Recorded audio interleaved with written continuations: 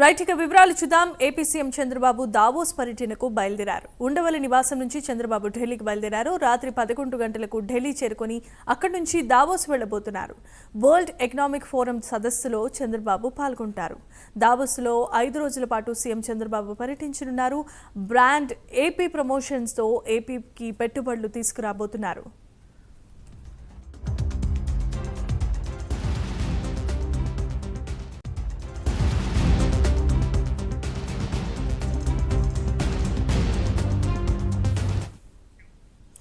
జ్యూరిచ్లో ఉన్న ఇండియన్ అంబాసిడర్తో పాటు భేటీ కానున్నట్లుగా తెలుస్తోంది. హిల్టన్ హోటల్లో 10 మంది పారిశ్రామికవేత్తలతో సమావేశమవుతారు. అలాగే హోటల్ హయాత్లో తెలుగు పారిశ్రామికవేత్తలతో చంద్రబాబు భేటీ కానున్నారు.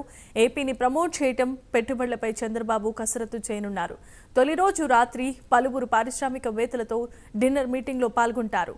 రెండవ రోజు సిఐఐ నేషనల్ గ్రీన్ హైడ్రోజన్ అంశంపై చర్చించనున్నారు.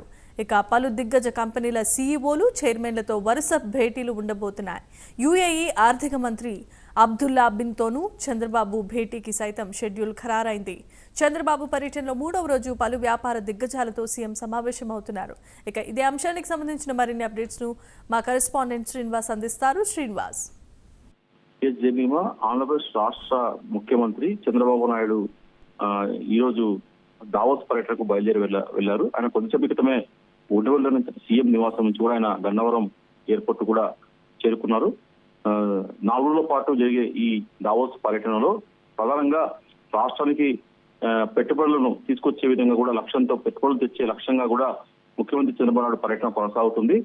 ముఖ్యమంత్రి చంద్రబాబు నాయుడుతో పాటు ఐటీ విద్యాశాఖ మంత్రి లోకేష్, అలాగే పరిశ్రమల శాఖ మంత్రి టీజీ భరత్, అలాగే పరిశ్రమల శాఖ ముఖ్య కార్యదర్శి యువరాజ్ తో పాటు మరికొందరు కీలకమైన అధికారులు కూడా మొత్తం 8 మంది అధికారుల బృందంతో సీఎం పర్యటనకు బయలుదేరి వెళ్తారు. ఆయన ఈ రోజు ఇక కొద్దిసేపు ఢిల్లీ నుంచి ఢిల్లీకి చేరుకున్నాక ఈ రోజు రాత్రి 1:10 ప్రాంతంలో, అంటే 1:30, అంటే ఈరోజు తెల్లవారుజామున 1:30 గంటల ప్రాంతంలో ఆయన ముఖ్యమంత్రి చంద్రబాబు బృందం కూడా దావోస్ కు పర్యటనకు బయలుదేరి వెళ్తారు.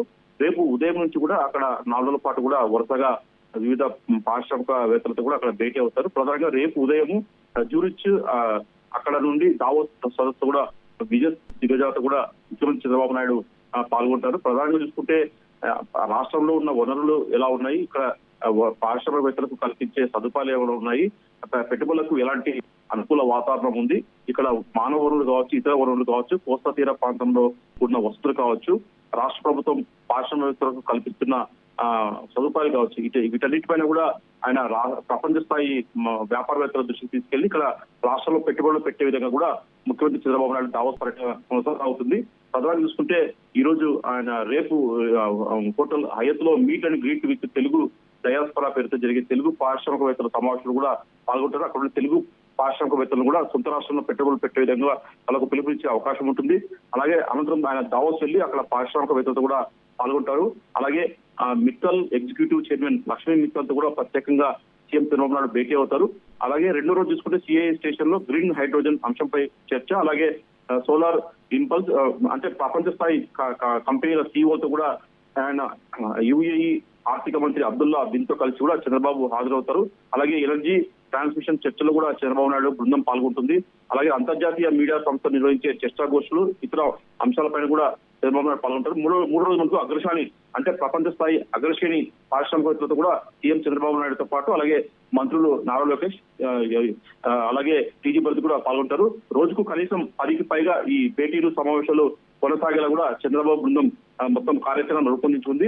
రాష్ట్రంలో మానవ వనరులు కావచ్చు, మౌలిక సౌకర్యాలు కావచ్చు, ప్రభుత్వ రాయితీలు కావచ్చు, సమర్థవంత నాయకత్వము, స్పీడ్ ఆఫ్ డూయింగ్, ఇలా మొత్తం అంశాలను కూడా ప్రపంచ స్థాయి పారిశ్రామికవేత్తల దృష్టికి తీసుకెళ్లి అక్కడ జరిగే వరల్డ్ ఎకనామిక్ ఫోరం సదస్సులో కూడా ముఖ్యమంత్రి చంద్రబాబు నాయుడు వీటన్నిటిని కూడా వివరించే అవకాశం ఉంటుంది.